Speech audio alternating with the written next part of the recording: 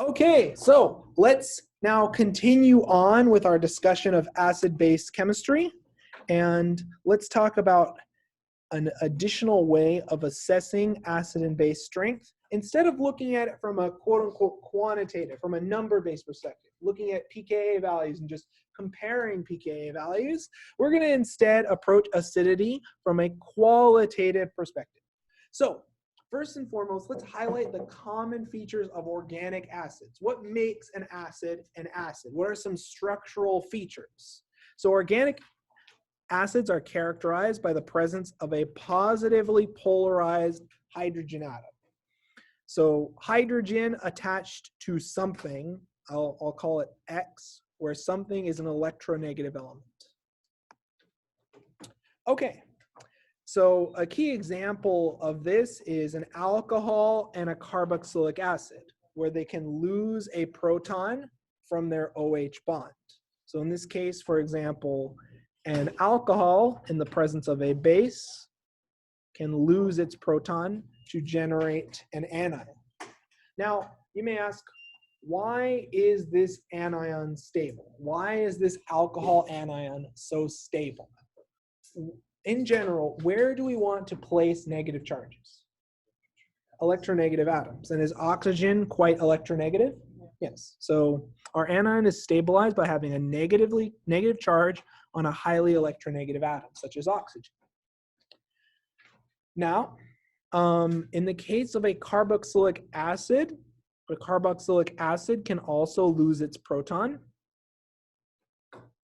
and in turn generate an anion that is not only stabilized by the fact that you're placing a negative charge on a more electronegative atom, but it's also stabilized via resonance. So you have two major effects, the atom characteristic and resonance. So another key feature in terms of identifying acidic protons is by looking and drawing out the anion generated, the conjugate base anion. So for example, we don't typically think of carbon-hydrogen bonds as particularly acidic. However, if we look at the carbon-hydrogen bonds adjacent to a ketone, for example, in the presence of a base, and if we pull off one of those protons and generate a carbon-centered anion, now this anion doesn't look that stable. However, if we draw out the acetone anion, have we seen this particular anion before? Have we seen it before in earlier class sessions? And we think about potential ways this anion can be stabilized. Is this anion conjugated? Is it adjacent to a pi system? Yeah. Yes. So can it be stabilized via resonance? Can we delocalize this lone pair? And yes, we can.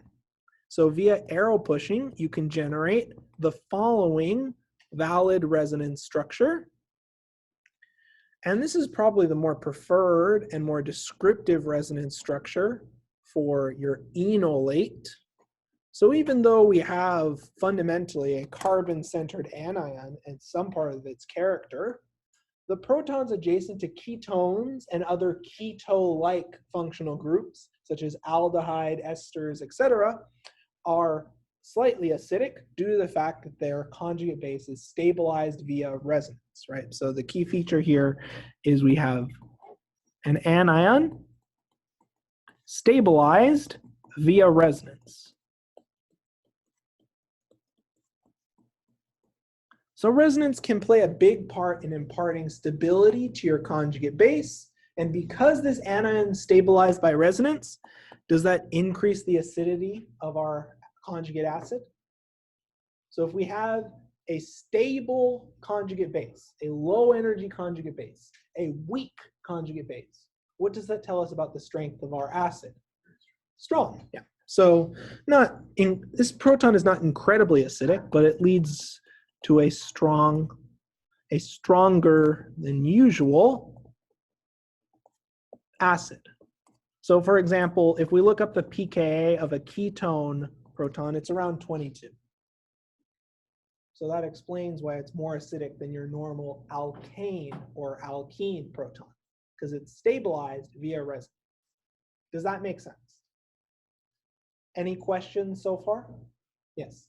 So the more stable an acid is, The more stable the conjugate base, the more stable the conjugate anion, the stronger the acid.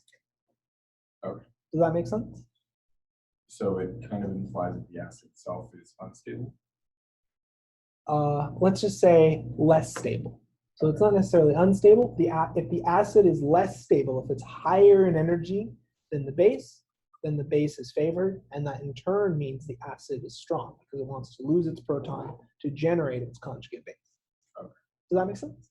Perfect. So let's talk about some other key features, and now let's look at organic bases, and let's try to characterize the key features of organic bases. So organic bases are characterized by the presence of an electronegative atom with a lone pair. Okay? So we're looking for a lone pair centered on an electronegative atom, or a relatively electron-rich lone pair. So this quote-unquote basic lone pair can readily accept a proton to form a conjugate acid. So your main organic bases are going to be your amines, your alcohols, and your keto-like functionalities. I call them keto functionalities.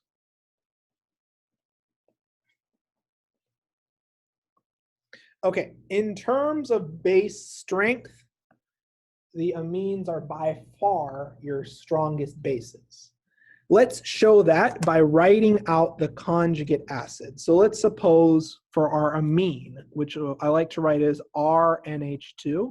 So we have our lone pair.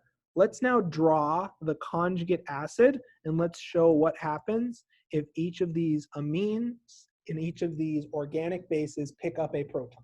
Okay, so we're going to draw an arrow from our lone pair to the proton, and then we're going to break our bond to hydrogen, our bond between the hydrogen and the acid, and in turn, we generate a conjugate acid, which is RNH3 plus, and our conjugate base, which is A minus. Now, let's write down the pKa. What is the pKa of a protonated amine? What's the pKa about? 9 to 11. So let's, 9 to 11. That's perfectly fine. So let's now look at an alcohol that I like to represent as ROH, drawing my lone pairs on the oxygen. If we draw out the same just bench acid, just blank acid, just any generic acid, we draw our lone pair attacking and forming a bond between the oxygen and the hydrogen, and we break our bond between the hydrogen and our acid. That in turn generates the structure ROH2 plus. And then in terms of pKa, what is the pKa approximately of a protonated alcohol? Not just a lone alcohol, but a protonated alcohol. So look for this exact arrangement in the pKa table. We discussed this a little bit earlier during lecture. What is the pKa of a protonated alcohol? So that's just water, for example. But what happens when you protonate? What's the pKa of the protonated alcohol? Yep, exactly. This has a pKa of negative 1.7. So if we compare our alcohol, which has a pKa of approximately 17, the protonated alcohol has a pKa of negative 1.7. And that's really important because when we look at base strength, we also want to look at conjugate acid strength. The stronger your conjugate acid, the weaker your base. So then, if we compare an amine and an alcohol, what is the stronger base? What is the stronger base, an amine or an alcohol? What species makes the weaker conjugate acid? The amine, exactly. So the amine, so let's write that out as a word phrase. So the amine produces a weaker conjugate acid. Therefore, the amine is a stronger base. Does that make sense? Okay. So then, let's now elaborate and let's expand on this a little bit more. And let's compare, let's look at our ketone functionality. So let's look at our ketone functionality. If we have our ketone pick up a proton, let's draw this in red. So if our ketone is going to pick up a proton and we're going to generate a protonated ketone, what is the pKa of this protonated ketone? What is the approximate pKa of this protonated ketone? It's really important stuff here. You want to know your pKa values. What's the pKa of a protonated ketone? It should be in table 2 that I provided you.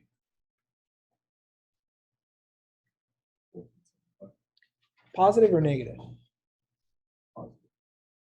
Oh, are you looking at a carboxylic acid or a protonated ketone? What was that? Yep, negative 7.3. So the pKa is approximately negative 7. So are ketones very basic? Oh, it should be in table 2. Not in the main Evans pKa table, but the second supplemental pKa table that's sort of a tan color. Did everyone find it in their notes? Okay. So a protonated ketone has a pKa of around negative 7. So are ketones very basic? No, not at all, right? Why? If we compare a ketone and an alcohol, what is more basic? What produces the weaker conjugate acid? Let's really drill down on this. So to unpack it, we look at each of our conjugate acids. We wrote down each of their pKa's, right? Comparing these two acids, which acid is stronger, the protonated alcohol or the protonated ketone? Protonated ketone, it's a stronger acid, right? So then, if a strong base makes a weak acid, which of these two species makes a weak conjugate acid? Which species is the stronger base? The alcohol or the ketone? Which one makes the, so I heard the alcohol, and the alcohol is correct. The alcohol makes the weaker conjugate base. So, the alcohol makes the weaker conjugate acid, so it's a stronger base. Does that make sense? Just as a refresher, when we look at the amine and we compare it to the alcohol, we said the amine makes a weaker conjugate acid, right? The pKa is larger. And as a result, the amine is a stronger base. This logic is going to be critically important to assessing acid strength and base strength. Does that, yes? So, strong acids make strong conjugated bases, right? No, strong acids make weak conjugate bases. So strong makes weak. Does that make sense? Okay, so let's try to put this into application now. And let's try to think of ways to assess Bronsted acid strength in a qualitative manner. So to assess the strength of an acid, it's better to look at the stability and basicity of the conjugate base. So a strong acid will produce a stable and weak conjugate base. So we're looking for stable, low energy, weak conjugate bases. So we're going to focus on a lot in this chapter, drawing out the conjugate base and looking at its stability and basicity. Okay? So that's how we're going to assess acid strength in a qualitative manner. We're going to look at the conjugate base and assess whether it's strong or weak. Okay. So let's use a classic example. Let's use a reference point. If we look at HCl, hydrochloric acid. So we have our acid, which is hydrochloric acid, and we have our conjugate base, which is chloride. So looking at chloride, chloride is a very, very, very, very, very weak conjugate base. For one, is our charge on a very electronegative atom. Yes, chlorine's relatively electronegative. So as a result, the charge is relatively stabilized, and as a result, our base is very weak. So chloride is a very weak base. And it is a stable anion. So the more stable your anion, the weaker its base strength. So what we're now going to do is we're going to take a look at an example of a very weak acid and try to see why are hydrocarbons such weak acids? Why aren't we ever to deprotonate butane or hexanes, for example? What's the limitation? So if we consider our acid, if we consider our proton donor to be butane, okay? So this is our acid, butane, 4-carbon chain. If we want to generate the conjugate base, let's now take a look at this conjugate base. So butane anion, let's work through here. Is this negative charge stabilized or destabilized, being stuck on carbon? Is carbon very electronegative? No. So let's put a list of things. Step 1, carbon is not very electronegative.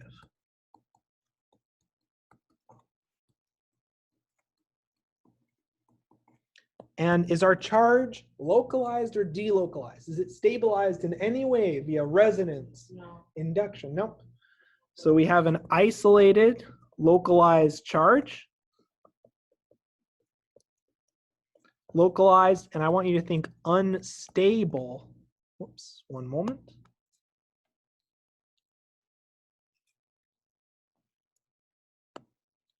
Unstable anion. And because of these two factors, because we have a isolated, localized, and unstable anion, would we expect, let me rewrite this over here. So overall, we've concluded this anion is unstable. Let me switch pen colors for one moment.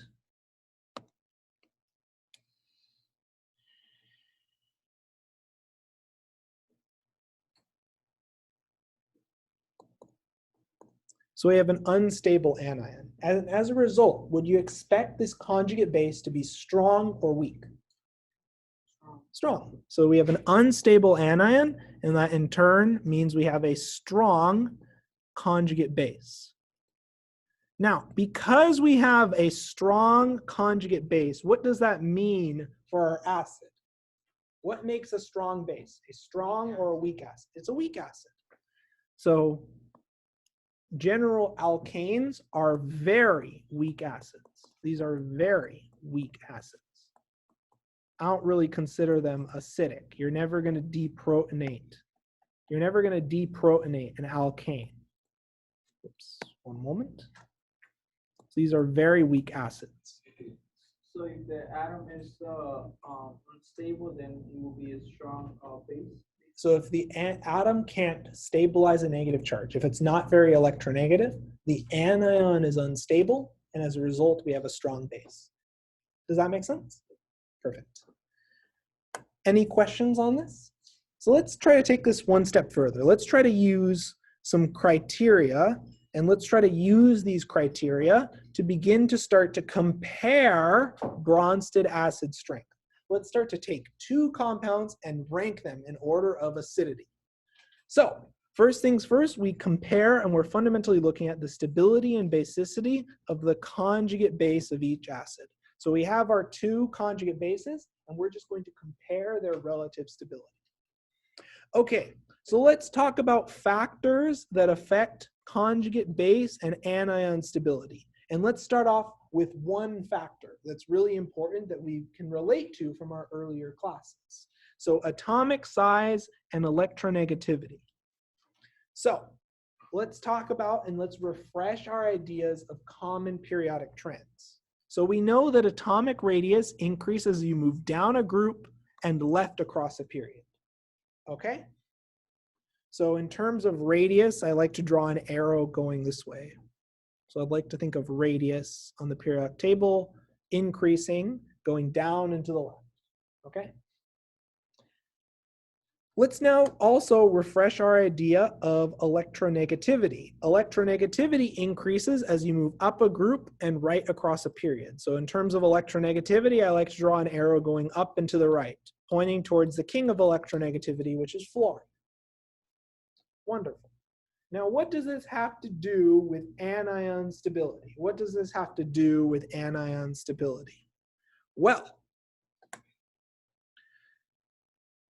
in general, and let's look at this table and let's try to rationalize this table.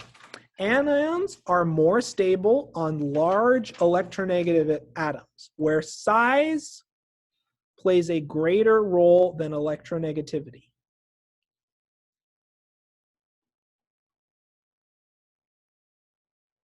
So the size of your atoms is more important than electronegativity. So if I had to pick your ranking criteria for assessing anion stability, first you look at atom size, and then you look at electronegativity.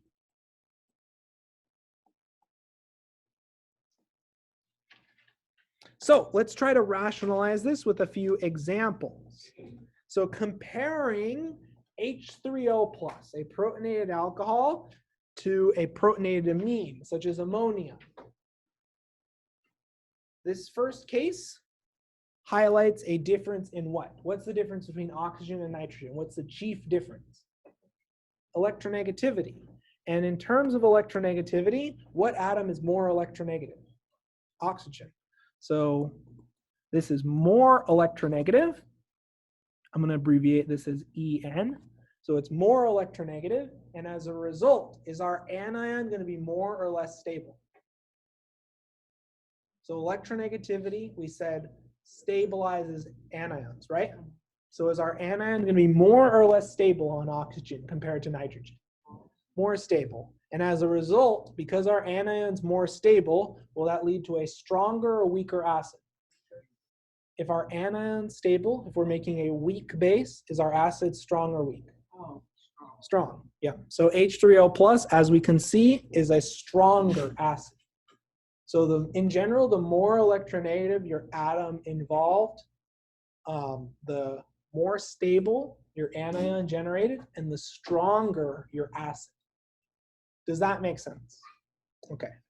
Now let's dissect a series of atoms, and let's see how atomic electronegativity begins to affect pKa. So first, let's look at carbon. So carbon's the least electronegative, and its pKa we would expect to be the largest. It's the weakest acid. If we compare carbon versus nitrogen, so carbon versus nitrogen, what atom is more electronegative? Nitrogen. Because nitrogen's more electronegative, would this anion be more stable? Yes. So in terms of stability, so if we look at the anion stability, our anion stability is greater if you have an anion on nitrogen, right? So then, comparing nitrogen and oxygen, we've seen this already. What atom's more electronegative? Oxygen. So what anion is more stable? On oxygen. So which acid is stronger? Water or ammonia? Water. Exactly. And finally, hydrofluoric acid is a relatively strong acid because what's the most electronegative atom in this case? Fluorine. Yeah. Does that trend make sense? Does everyone see how atomic electronegativity ties directly into acid strength? The more electronegative your atom involved, the stronger your acid. Okay, let's now look at atomic size, and this one is quite pronounced. So if you ever wonder why water is so special compared to hydrogen sulfide or hydrosulfuric acid, well, if we compare water and hydrosulfuric acid, we are fundamentally comparing oxygen versus sulfur. So if I draw oxygen like this, is sulfur going to be smaller or larger than oxygen? Larger. Now, one of the benefits of having a larger atom is that if we choose to generate an anion on a larger atom,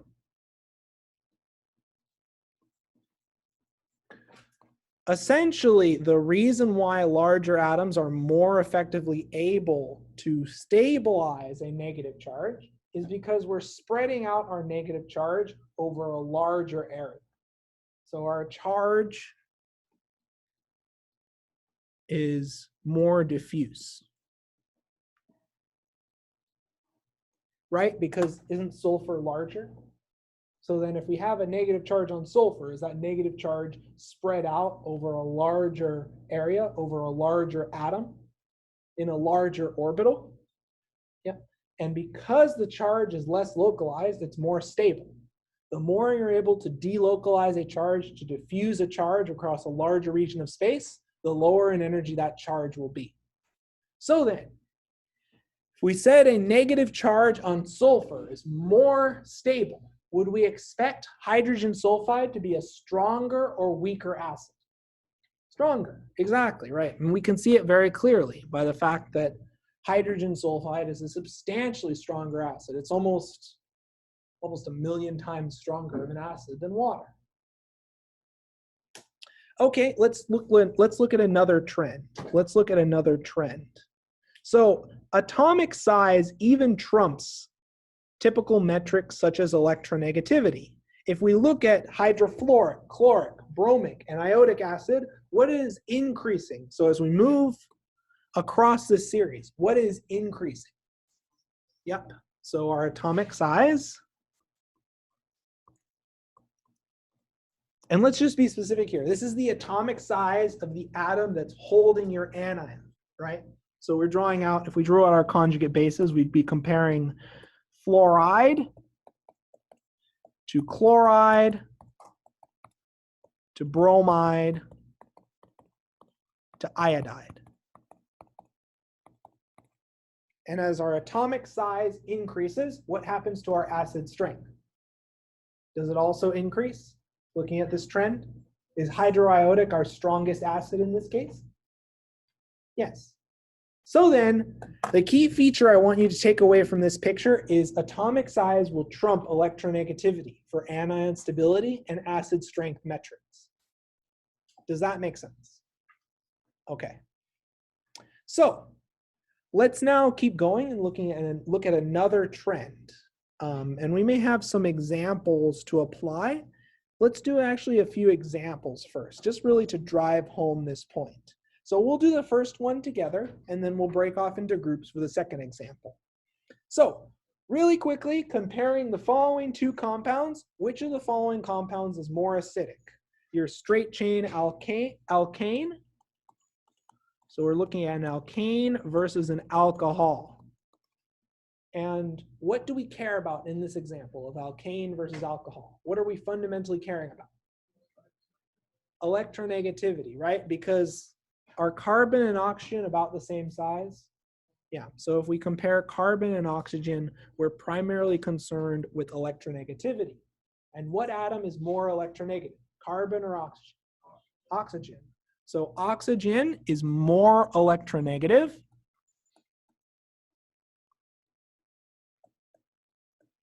And as a result, we have a more stable anion. Because our anion is more stable, is our alcohol going to be a stronger or weaker acid? Stronger. So in conclusion, we will label our alcohol the stronger acid. Does that chain of logic make sense? You're going to have to employ that to solve these problems. So now let's take a series and let's tackle a different type of problem where you have to identify which of the following protons are more acidic. So I'm going to do the first one again, and you'll tackle and break off into groups for the second one. So I have 3 atoms to compare. I have nitrogen, carbon, and sulfur. So then, thinking about our trends, what wins out? Size or electronegativity? Size. So what atom is the largest atom and most capable of stabilizing our negative charge? What atom will have the most acidic proton? Sulfur. So sulfur gets a number 1 based on size. Okay, now if we compare carbon and nitrogen, are they about the same size? Yeah, so what's the tiebreaker? Electronegativity, and what's more electronegative? Nitrogen. So nitrogen is number 2 based on electronegativity.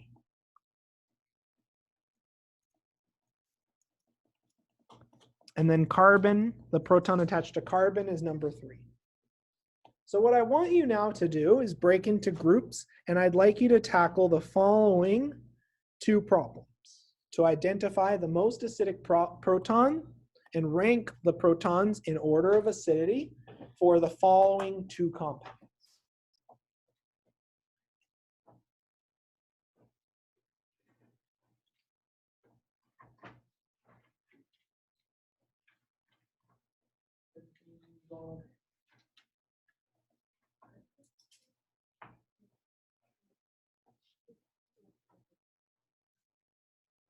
Everything's going okay? Yep, exactly right.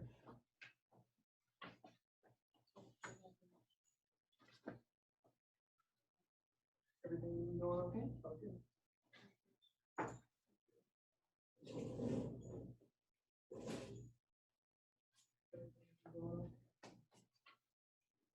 Yep, that's perfect.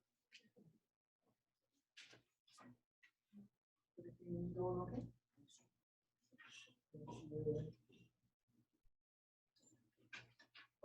Oh, is 3 denoting? Oh, there's 1 in the mix. Yeah, the first one that's right. The second one, what will that? Atomic size or electronegativity?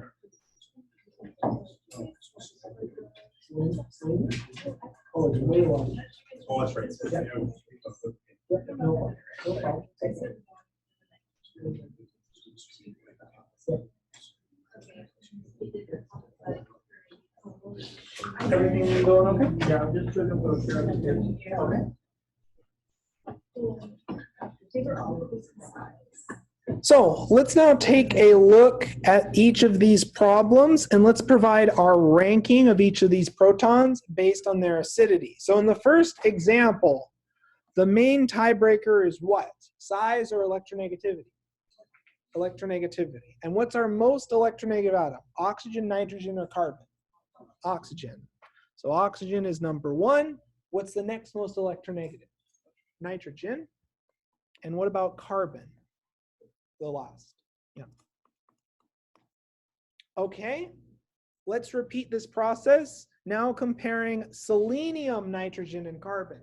So is selenium, is it larger or smaller than nitrogen? Larger. So what wins out? Size or electronegativity? Size. So selenium is number 1 in acidity based on size. What's the next most acidic? Nitrogen. And what's the least acidic? The proton attached to carbon. There we go. Any questions on this example? Okay. If we don't have any other questions, let's now proceed to the next major effect that governs conjugate base stability. So a major factor that impacts the stability of your conjugate base and your anion stability is resonance. So anions are more stable if the charge and electron density are delocalized over multiple atoms via resonance and conjugation. Okay? So in general, the more delocalized the charge, the more stable the anion, and as a result, the stronger your acid. So let's just make that point here. So a classic example is comparing an alcohol to a carboxylic acid, right? Both of these species generate an oxygen-centered anion, right? So the key effect is not just atom placement, right? Both of the anions are on oxygen. However, in acetate, we can delocalize our negative charge and spread that negative charge over multiple atoms via resonance. So in turn, this anion is a more stable anion. And because it's a more stable anion, what happens to our acid strength? Is it larger or small? Larger, exactly. That's why carboxylic acids are stronger acids than alcohols. Does that make sense? Okay. So let's answer this question by looking at a problem. So what I'm going to do is I'm going to do the first two examples. You'll do the second two. Okay. And I would highly recommend drawing out some anion structure. So if we compare the following anions, before I even look at proton acidity, what I like to do is I like to just pretend that proton didn't exist and I put an extra lone pair. Okay, so now I'm assessing anion stability. Now if we compare these two amine or two nitrogen-centered anions, one is an amine, the other is an amide.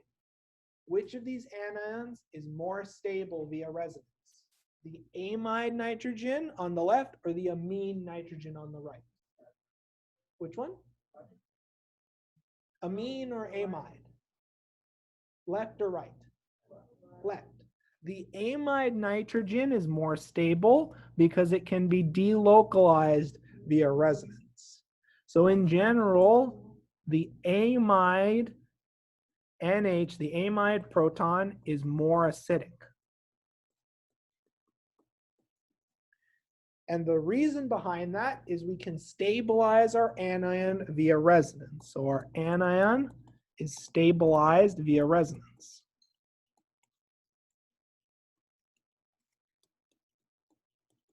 Compared to an amine where it's localized. So we have a localized anion. Does that logic make sense to everyone? Okay. Now let's compare a theoretical compound containing two potential hydrogens to deprotonate. And let's now draw out both of the potential conjugate bases. Let's draw out both of the potential conjugate bases. And now let's try and see which of these conjugate bases is lower in energy. So if we compare these two anions,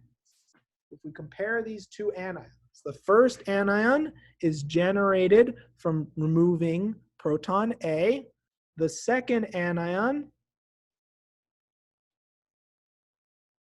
is generated from removing proton B. Which of these anions is delocalized? Anion A or anion B? Which of these anions is conjugated? A or B? A, exactly right. So A is delocalized via resonance. You can kick your lone pair all the way around the ring. So A, anion A is stable. So it's stabilized via resonance. If we compare that to anion B, is this lone pair delocalized or localized? Localized. Because this is a localized lone pair, that in turn means it's a stronger base. So then, if anion A is more stable, it's a weaker base, what does that tell us about the acidity of anion A? Stronger. So A, in turn, is going to be our most acidic proton. So we're going to put a box around A.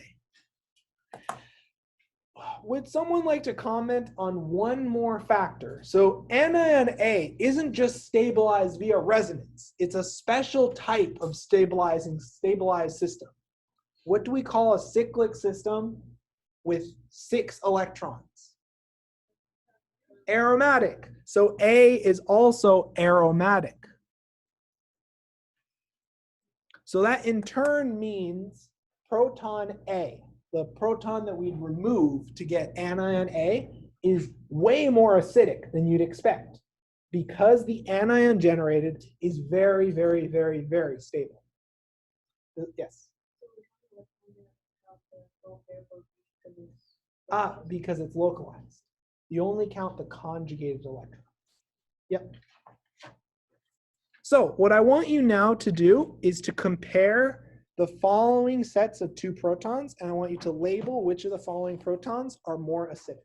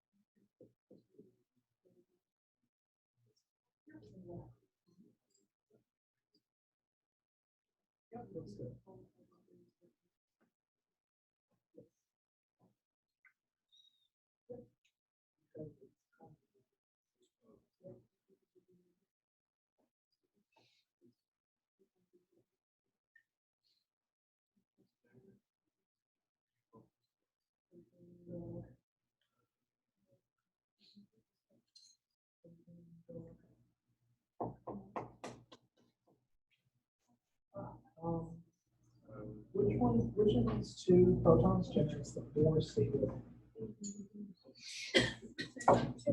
Yep. Which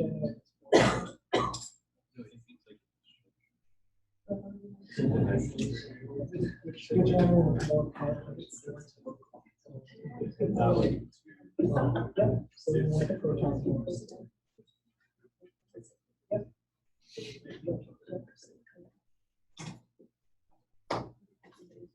Everything going okay? Yep. Everything going okay? Oh, which proton? Oh, so green versus red. Yep, no, that's correct. Oh, but protons, like the hydrogen, the red one versus the green one, which one's more acidic? Yep, exactly. So I saw a lot of reasonable answers. So just a reminder, you can always draw out the conjugate bases, and I will now explicitly draw out the conjugate bases for each of our two potential protons, just so that way we can help to visualize and compare the stability of each of these conjugate bases. So I'm going to label this A and B once again. So this is structure A, and let's use a different color for structure B, just for consistency's sake. So for structure B, you generate the following anion. So my question to all of you, if we compare anion A versus anion B, which anion is more stable? Which anion is more delocalized? A or B? A. So anion A is capable of and conjugated to the pi system. So we are able to delocalize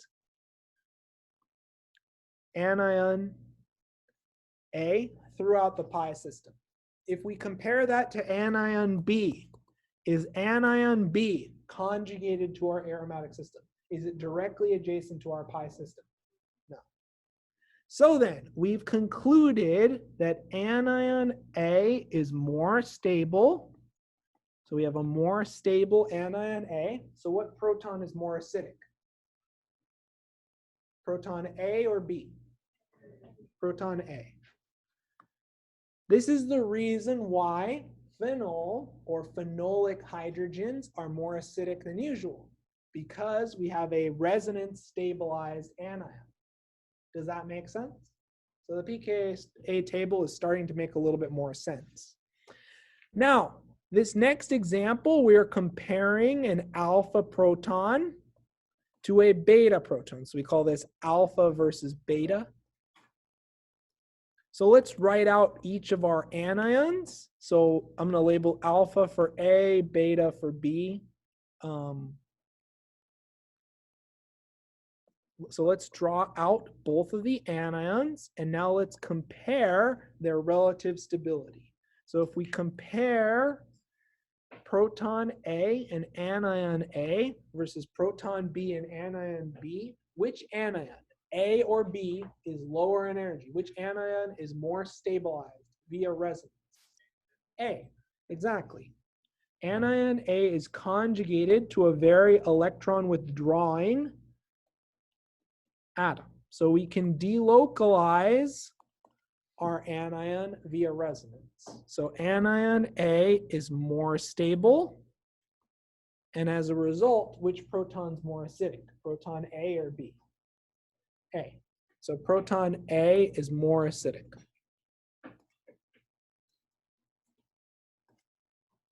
Does that make sense? Okay.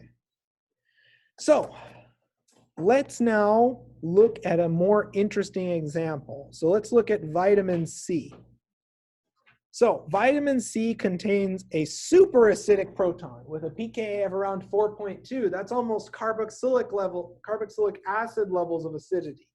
I'd like you to identify the most acidic proton in vitamin C.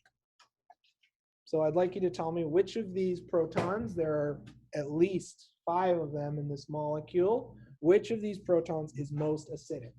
And your goal in this section is to try to draw the most stable conjugate base anion. So take a moment and work through that, and then we'll come together as a group to discuss.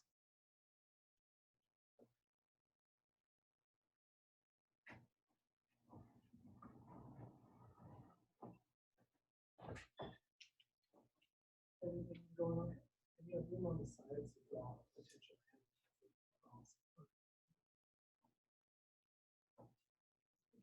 Try drawing the anion compared. Well, is that a proton? It's a ketone functionality stable as a negative charge. Are you looking for bonds? Yep. Try drawing up.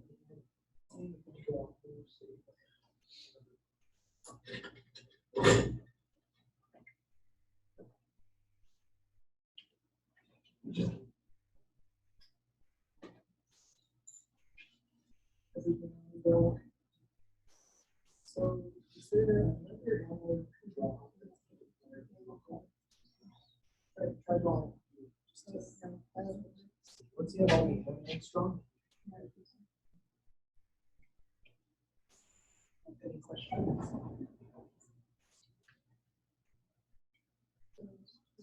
So try drawing.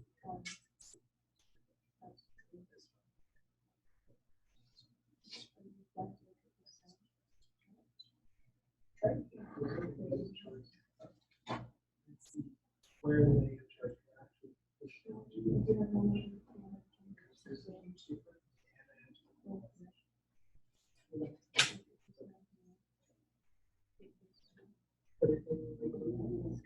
Try drawing like entirely separate those two-sided. Try drawing.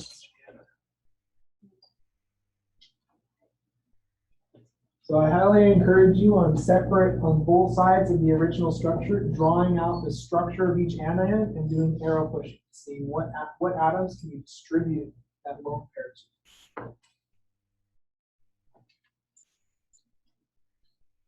So which one is, but an acid involves an OH bond. So which of the two OH bonds is more acidic? But you're on the right track. Just try drawing both the anions for each of these two hydroxides and comparing their acidity. Yes.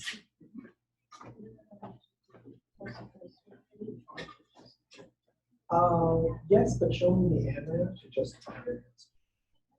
And show me the two anions by comparison so you can see the reason. Well,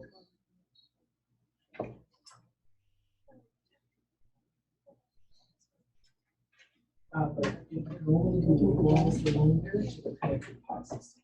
But this lone pair can be delocalized up to the ketone with the first one. Right. Because it just, you can't push arrows this way because this carbon atom is actually connected to the pi system. Does that make sense?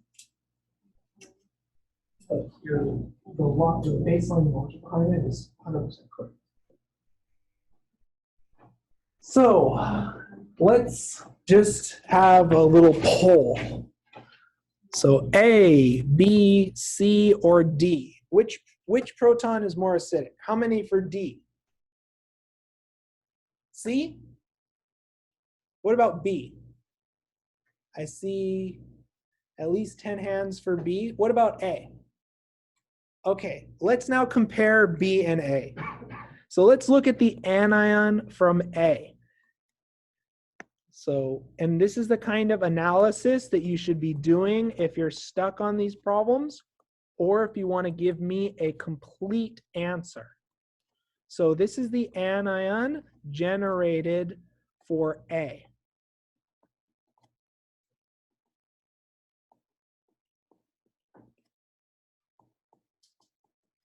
And let's now compare this anion to the anion generated for B.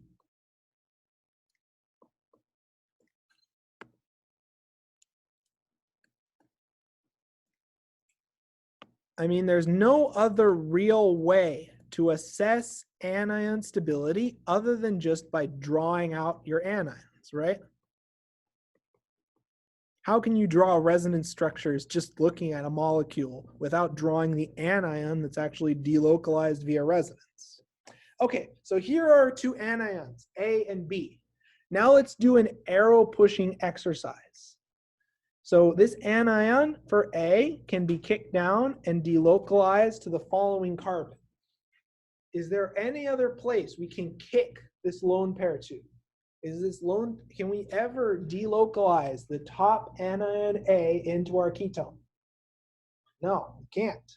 If we compare that to anion B, we can delocalize this lone pair all the way into our ketone. So we've in turn delocalized our lone pair over a larger number of atoms. So which anion is more delocalized and more stable? Anion A or B? B. So anion B, as a result, is more stable. And in turn, what does that tell us about the acid strength? What's the more acidic proton? A or B? B. And that's why this proton is abnormally acidic, because is this resonance pattern very similar to a carboxylic acid? Yeah, it's comparable. That's why the pKa is comparable to a carboxylic acid. Does that make sense? So not all alcohols, not all substituents are treated equally with regards to resonance stabilization. It depends on their position, and this is why you need to draw out the resonance structures. So this question would be a sample like 10 to 15 point question on the exam, and I'm going to expect that you're able to draw the resonance structures to justify your answer. There's no reason ever to have to guess. You have all the tools available to compile and showcase and present your argument. And that's fundamentally what you do in organic chemistry. You take what you know, you write out structures to support your argument, and then you assess how those structures impact, in this case, acid strength. So let's now consider one next example. And this is where we really need to consider not only just the degree of conjugation, but let's consider also the electronegativity of atoms participating in resonance. And this is one of those examples where I really want us to keep in mind, we have the pKa table. You can memorize your way to the answer in this case. But what I'm after here is justifying your answer, the why, not the what. So what is the pKa of a phenolic hydrogen, roughly? Roughly. What's the pKa of a phenolic hydrogen? What was that? 9.9, exactly right. And what is the pKa of a carboxylic acid, roughly? 4. Okay. So clearly now we're going to have to justify this answer just by pKa values. That's a perfectly fine answer. If you're seeing this question on a test and you just circle this hydrogen and call it a day, that's fine. Let's now focus on some higher level analysis here. So I'm going to label this proton A, proton B. I'm going to draw my conjugate anion. I'm going to draw my conjugate anion. So here's our conjugate anion A. Oops, sorry about that. One moment. And you always want to utilize this process. Organic chemistry is structure driven. So we have anion A, which is relatively delocalized. Let's now compare it to anion B. Let's now compare it to anion B.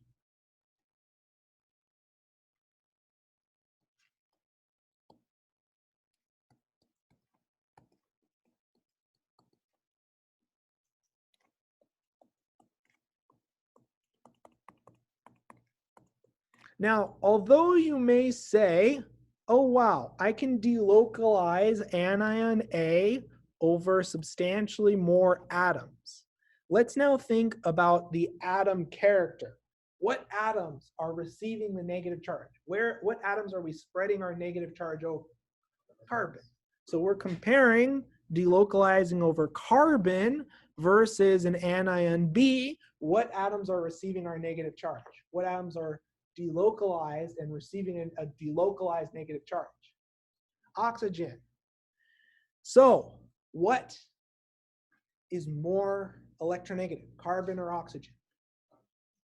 Oxygen, right? So then, even though this resonance structure, we have less atoms participating in conjugation, are the atoms participating in conjugation more electronegative? Yes. So because oxygen is more electronegative,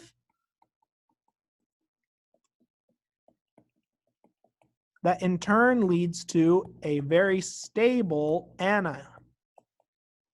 So electronegativity wins out over just brute number of atoms participating in resonance. Does that make sense? So this is a great example for people who are interested in med school, just in a broader sense, because this is a case where we're given a set of contradictory pieces of information, right? We're comparing resonance effects versus atom electronegativity. And we have data that justifies that the carboxylic acid is more acidic, and then we provide a rationale using the principles that we've learned to justify our answer. And that's fundamentally what you're going to be doing throughout this class, taking pieces of almost contradictory information and then resolving them out using data and experimental observations, as well as just basic logic. Does this make sense to everyone? Okay, so let's now keep going with this, and let's tackle a few more examples.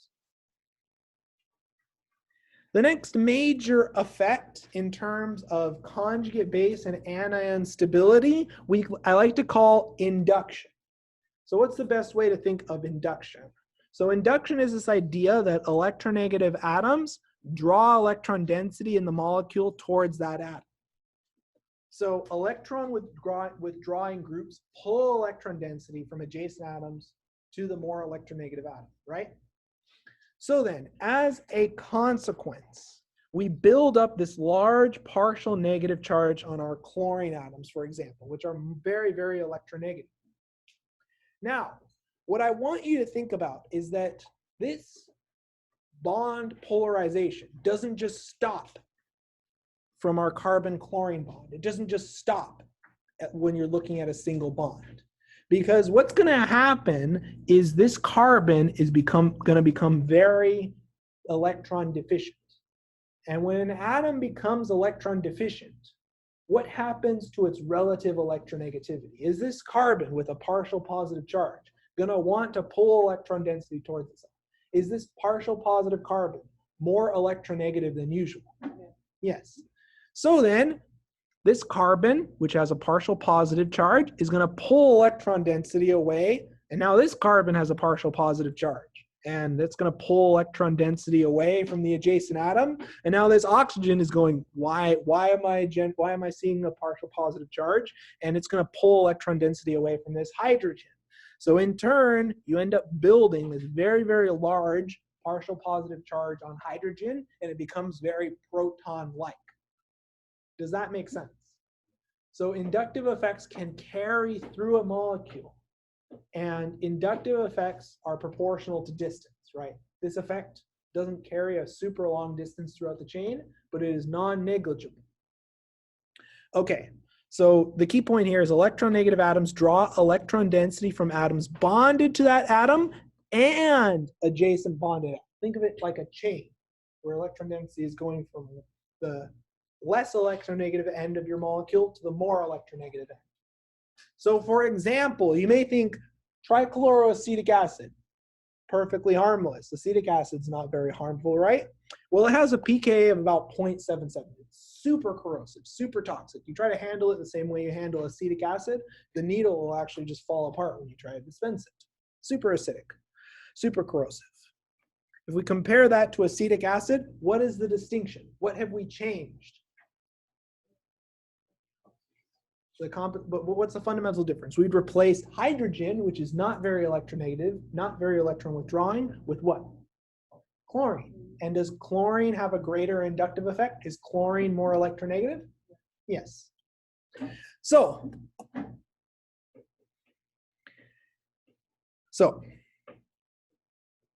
now, another way to think about this and to break down this idea, since the oxygen atom, as the result of these inductive effects, is more electron deficient, the anion generated by breaking the OH bond is substantially more stable as it's on a more electron deficient and electronegative atom. So one concept that I want you to really start to get used to is this idea that the electronegativity table is under relatively standardized conditions. Electronegativity, I personally like to think of it as a dynamic quantity that depends on the arrangement of atoms in your molecule and the relative environment that atom is exposed to, right? Looking at this carbon, is this carbon bonded to all of these chlorines? Is this carbon going to want to pull electron density towards itself? This super electron deficient carbon, this one with a pretty large delta plus. Is it going to behave more electronegative than your typical carbon atom? Is it going to want to pull electron density towards itself to relieve this partial positive charge? Yes, it will.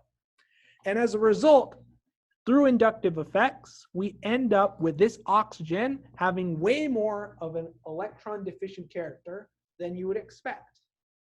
Now, because this oxygen has enhanced electronegativity, and anions are stabilized when they're placed on electronegative atoms, is this anion more or less stable than usual? Is it more or less stable than in your typical acetic acid? If we think about it and we compare these two oxygens, which oxygen atom in each of these acetic acid derivatives is more acidic? Your normal acetic acid or trichloroacetic acid? Trichloroacetic acid. So I like to think of it based on this idea. This oxygen is more electronegative, and as in turn, we have a more stable anion. Does this idea of induction affecting the quote-unquote actual electronegativity of your atom make sense? Essentially, if you start to take away electron density from an atom, it behaves as if it's more electronegative than usual. Yes? So the carbon that's surrounded by The chlorines, yep. It's gonna want to take more electrons from the oxygen, or is it It's gonna pull electron density from the adjacent carbon, which then pulls electron density from oxygen. It's induction throughout your molecule, where you've essentially polarized your whole molecule from the least electronegative side to the most electronegative side. Does that make sense? Yes. So partial positive means lack of electrons. Yes, exactly. Or a cationic character. Yeah. And essentially, the more partial positive an atom is, the more it's going to want to act like it's more electronegative. Especially if you start putting partial positive charges on oxygen or nitrogen. Then those atoms become wildly electronegative.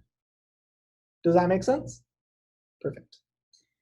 So, in general, the more electron withdrawing groups you see, the more acidic your molecule will be, or more acidic your protons in that molecule will be. Now, inductive effects depend on a few factors, and let's highlight the three factors. The first of which, it depends on the electronegativity of bonded atoms and the number of electronegative atoms. And we can actually see this in almost a step-by-step pattern. So this one has a typo. And that's an error in the structure drawing program. I apologize for that. Let me draw out the trichloroacetic acid with a pKa of about 0.77. As we increase the number of chlorine atoms in our acetic acid derivatives, is our inductive effect going to get stronger or weaker? Stronger. So as we increase our inductive effect strength, what happens to our pKa? What happens to our acid strength? Our acid strength goes up, right? The greater inductive effect, stronger acid. More electron withdrawing groups, stronger acid. The second effect, and I can't understate the role of this effect, is the distance. The distance in terms of number of bonds between the electronegative atom and the acidic bond. So for example, if we start walking our chlorine down the chain, so we go from carbon 1 to carbon 2 to carbon 3. As we start moving our chlorine further and further away, what happens to our inductive effect? What happens to our acid strength? Does it get stronger or weaker? Weaker, exactly. So if we have a larger distance, that in turn leads to a weaker acid. Why? Inductive effects can only carry so far. They get sort of muffled out by other features found in your molecule. Does that make sense to everyone? Okay. So with that said, now let's apply these rules. So let's try to identify which of the following two protons is more acidic. And to answer this question, let's look at its strength of inductive effects. Which of the following protons, green or blue, is closest to an electron withdrawing group? Green, exactly. So the proton in green has a greater inductive effect, is experiencing a greater inductive effect. So is it a stronger or weaker proton? Is it more or less acidic? More acidic. So this proton's experience a greater inductive effect. As a result, it's a stronger acid. Does that make sense? Okay. I'm going to now let you loose on a set of problems to help further reinforce this. So I'd like you to tell me in the following molecule which proton is more acidic. And this may seem subtle, but we can exploit subtle differences in acidity in order to influence reactivity. So I'd like you to compare the following two protons and tell me which one's more acidic. So take about a minute to a minute and a half to work through that.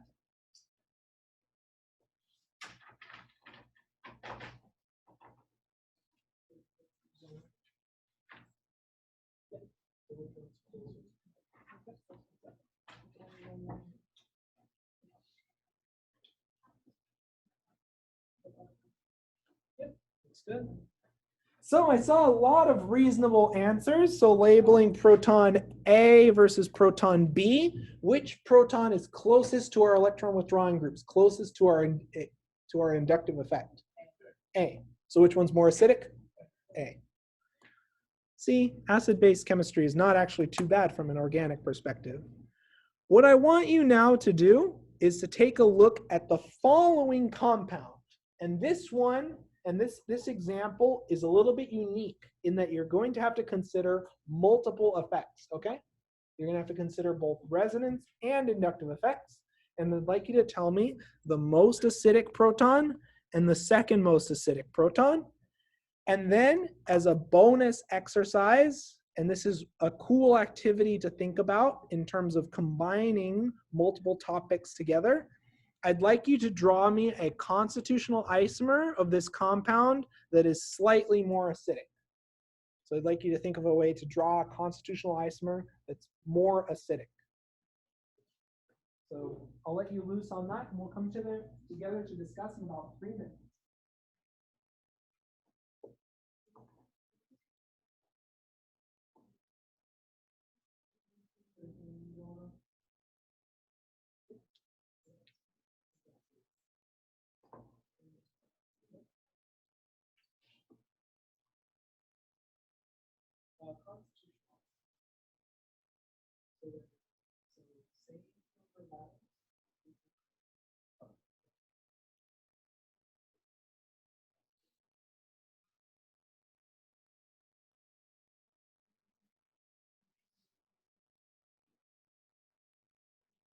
Everything going okay?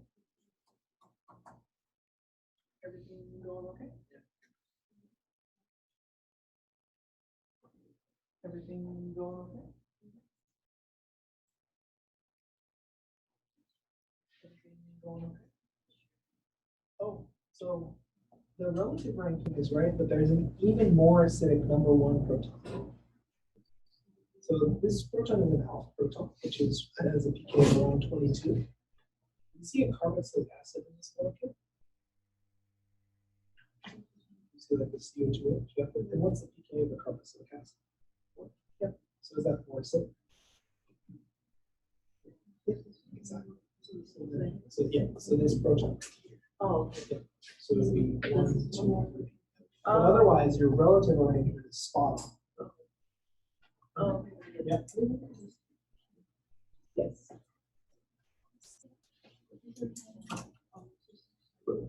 So my question for you compare proton 2, is chlorine the only active source?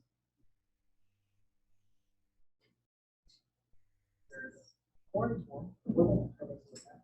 That also yes. The carboxylic acid is that where the second proton is changed.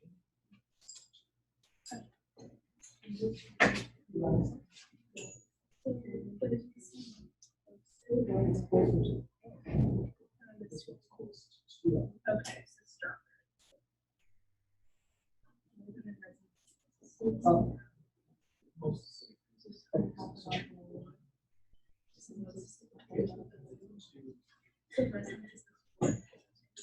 Oh, this is just directly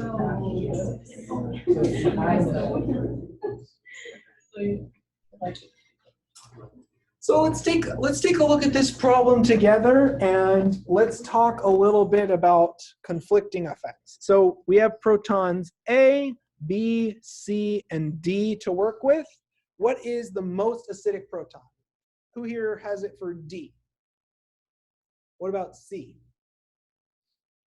B? A? Okay, perfect. The carboxylic acid proton has a pKa around 4. A lot of my questions are carefully designed so that as long as you're within the bounds of the question, you won't ever have to make like a super close call. Okay, what's the second most? So A is number 1, and the reason for that is atom effects. Oxygen is more electronegative than carbon. You'd prefer to place your anion on an oxygen atom. Okay, so let's draw the resonance structure for that, or let's draw just the anion, and we prefer to place our anion on oxygen. Wonderful, wonderful. Now my question to all of you is, what is the next most acidic? Any takers for proton D? What about C? What about B? Yep, perfect. And the reason for that is if we look at the structure for proton B, we end up with the following anion. Oh, I apologize for the slightly messed up geometry here. the key point about this anion for proton B is that, is this anion conjugated? Can this anion be stabilized via resonance? Yes, we can. So we can take this lone pair, we can kick it down and delocalize it into our carboxylic acid. So this is an inductive. This is not just an inductive effect, this is a resonance effect. Now, this also brings into this idea that even though chlorine introduces an inductive effect, does this carboxylic acid also impose an inductive effect? Is this carboxylic acid also electron withdrawing? Yes. So the carboxylic acid can also exert an inductive effect. So it's both induction and resonance at play. Now, the point where inductive effects really come into play is I'm asking you to draw a constitutional isomer. Same atoms, different connectivity, and I want you to draw a constitutional isomer that is slightly more acidic. Does anyone have a very fast atom swap that would give us a more acidic species? Yes, Vaden? The second chlorine, which is right here, for hydrogen B. Yep, that's exactly right. So if we swap these two groups to make a constitutional isomer, let's draw out that constitutional isomer and let's compare it to our original structure. So I'm going to draw our original structure in dark black ink. Okay, and now I'm going to draw our constitutional isomer, the isomer obtained that has the same number of atoms, but a different connectivity of atoms.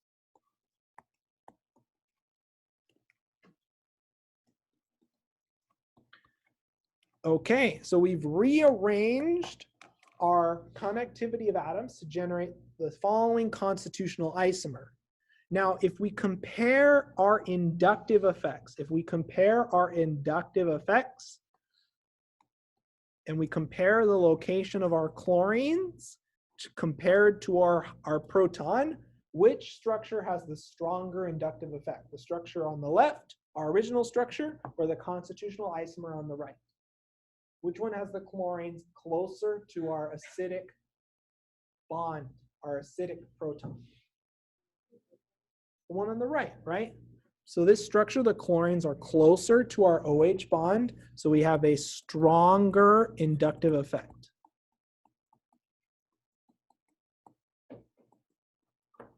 And that in turn means our proton is more acidic. Does that make sense to everyone? Okay. We're almost done. We're almost done with the key principles we'll need for the exam. I have a lot of examples in this chapter, so that's why the chapter looks a lot longer than how far we're getting. Any questions on inductive effects before we move on to the next major effect? Don't be shy to ask questions. We're perfectly on pace to finish. Okay, let's keep going then. We'll skip the additional constitutional isomers. Let's talk about the next major effect on anion stability, and it has to do with orbital energy. So anions are more stable if electrons are placed in a lower energy orbital. So when we talked about orbital energy, what orbitals are the lowest in energy? The ones with more or less s character. So what's lower in energy, an sp3 or an sp? Sp. The more s character, the lower in energy. So that's why I have them ranked somewhat vertically in terms of energy. So then, lower energy hybrid orbitals have more s character. So hybridization affects your orbital energy and affects your anion stability. Okay, so let's apply that. So let's try to think which of the following protons is more acidic. And to answer these sorts of questions, we need to assign hybridization.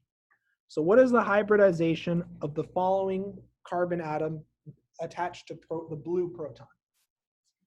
sp2, okay? And what is the hybridization of the carbon attached to the green proton? sp.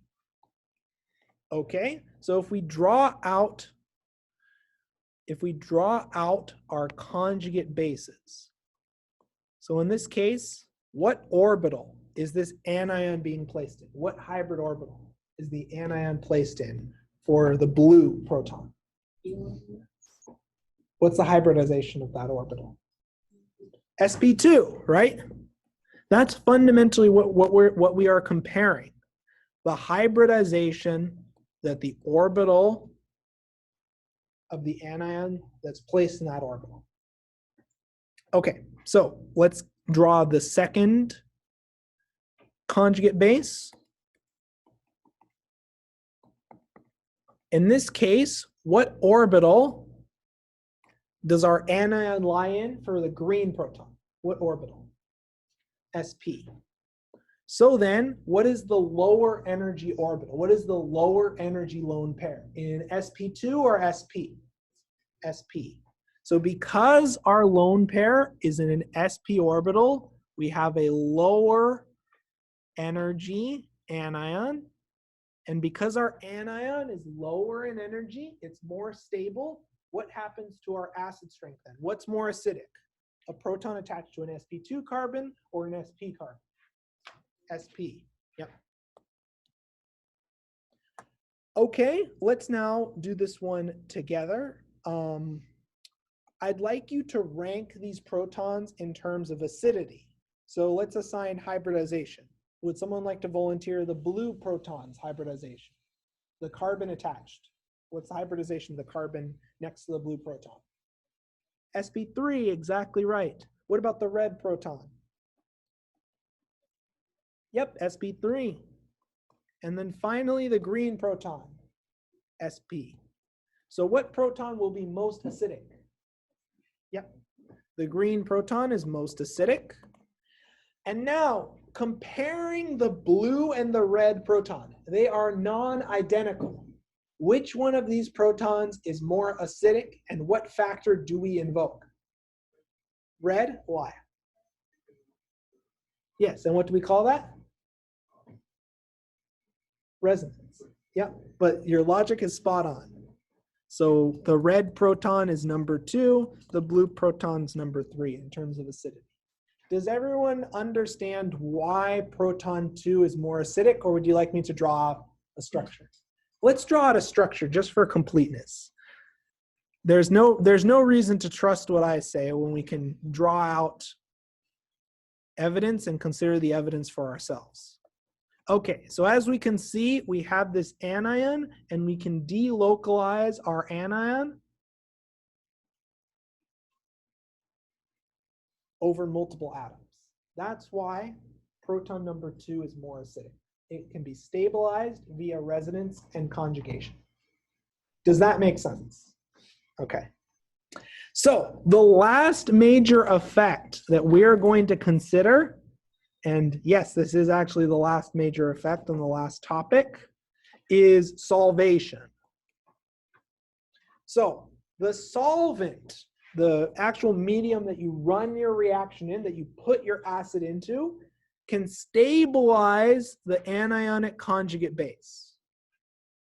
So in general, alcohols or XH bonds on more substituted carbons, so the more things you have around your alcohol, the more carbons you have attached to your central carbon, the less stable your conjugate base and the weaker your acid. So the conjugate base experiences less stabilizing interactions with the solvent. So more substituted, more things around your alcohol, you end up with a weaker acid. Now, we use notation of primary, secondary, and tertiary, 1, 2, and 3, to indicate the number of carbons attached to the carbon adjacent to our alcohol. So, for example, a primary carbon means we have 1 carbon attached to that carbon, right? So everyone notice how this is a primary carbon? Because how many carbons are attached? How many carbons are attached? 1. Okay. For a secondary carbon, we have 2 carbons attached. Tertiary, we have 3 carbons attached. Likewise, we can name alcohols the same way. A primary alcohol, the alcohol is attached to a primary carbon, right? Does everyone notice how, in this case, for ethanol, we have a primary alcohol, right? Because how many carbons are attached to the carbon adjacent to the OH? How many carbons do we count? Just like physically counting, how many carbons do we see attached to the alcohol carbon? 1, yep. If we compare that to a secondary alcohol, how many carbons are attached to the alcohol carbon? 2. And for our tertiary alcohol, let's draw it out now. We need a total of 1, 2, 3 carbons attached, right? So then, as we notice, as we go from primary, secondary to tertiary, what happens to our acid strength? What happens to our acid strength? Does it go up or down? Down. We end up with weaker acids. And that's because our anions are less stable.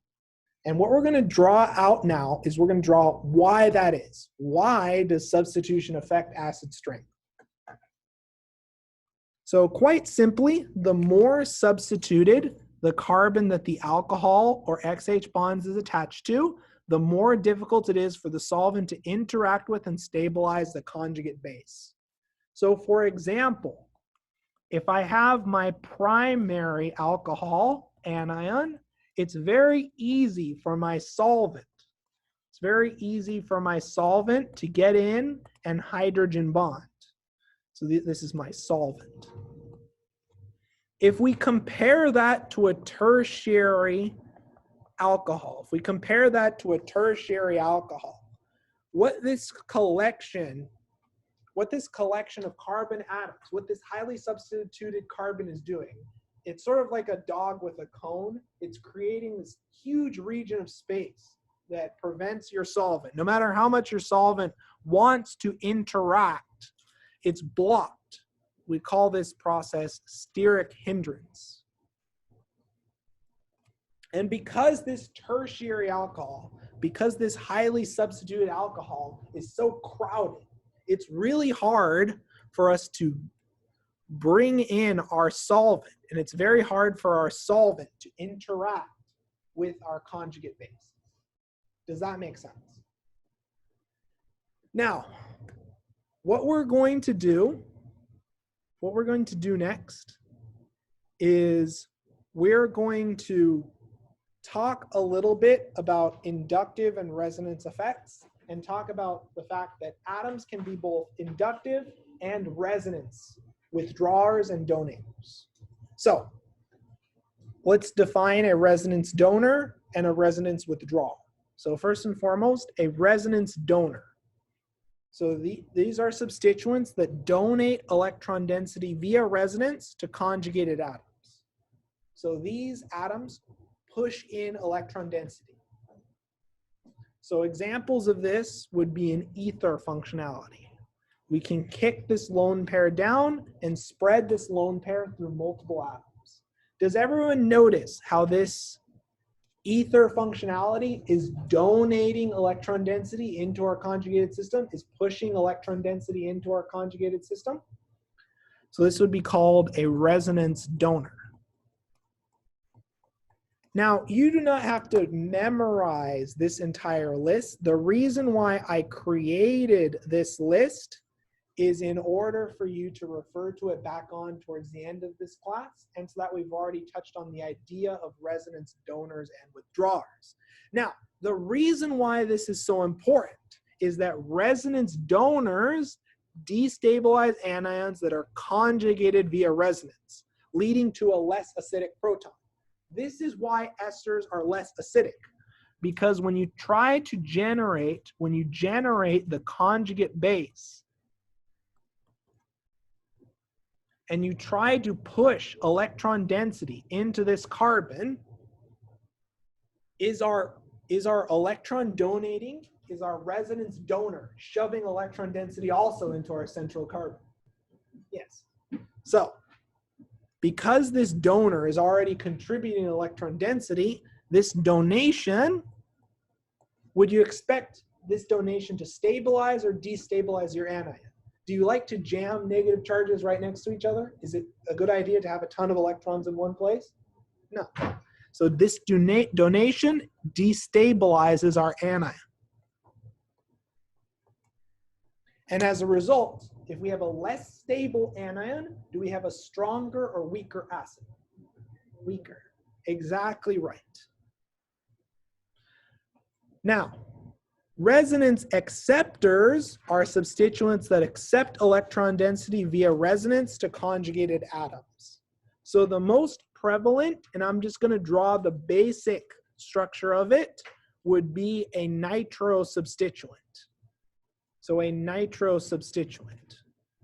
So let's draw out a more simplified carboxylic acid anion, just so we can see how the nitro group really works. So the way that the nitro group stabilizes an anion is by pulling electron density via resonance. So we can delocalize our lone pair into this nitro group, and as a result, stabilize this lone pair. These are withdrawing groups via resonance. It's also withdrawing via induction. So we can take our lone pair and we can first, let's draw out a potential resonance structure involving our nitro group. So if we kick electron density towards our nitro group, we end up generating a carbon with a lot of partial positive charge, very, very close to our anion, right? So just like normal inductive effects, when we have an electron withdrawing group really close to our anion, does that stabilize or destabilize our anion? So electron withdrawing groups, do they stabilize or destabilize? They stabilize. So this anion is stabilized. You want to have your electron density as close as you can to electron withdrawing groups. Yes. Yes.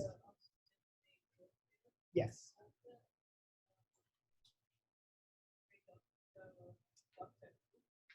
Oh, oops. Sorry about that. One correction. There we go. Yeah. So the key way that inductive withdrawing groups and resonance withdrawing groups function is by drawing electron density towards the resonance withdrawing group, and as a result, you generate a carbon with a lot of partial positive charge, or you even straight delocalize your lone pair via resonance into your resonance acceptor.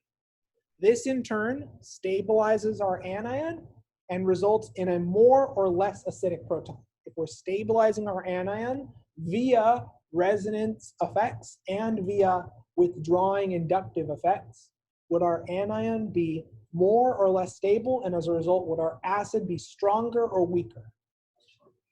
More stable anion, so that leads to a stronger or weaker acid? Stronger. Okay, so that's all we have time for today, and that completes our run through. We'll finish up the last end of this chapter. Everything that we've covered, you'll be responsible for on the exam, and I've covered everything that you need for the exam. We'll do more examples in class, and we'll potentially start a little bit of chapter 3 next class session. Okay, and I'll see you all on Tuesday for the exam review. And I'll post these recordings sometime tomorrow. Yeah. Wednesday. Yes. Okay.